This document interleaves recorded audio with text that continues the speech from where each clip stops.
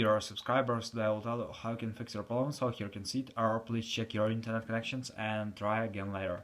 So how you can also fix it. So now for fixing it, first thing, just check your internet connection. So just go to the settings. In the settings you need to find here Wi-Fi. So just open Wi-Fi. Just try to turn it off and turn on again. So after you can try to open mobile data, just try to turn it off and turn on again. Also you can try to turn on airplane mode, wait for a second and just turn it off. So after you can try to restore your phone, so just go to the general. In the general just scroll down, just tap on shutdown, slide to power off, wait for a second and just power your phone again. So just simple restore your phone.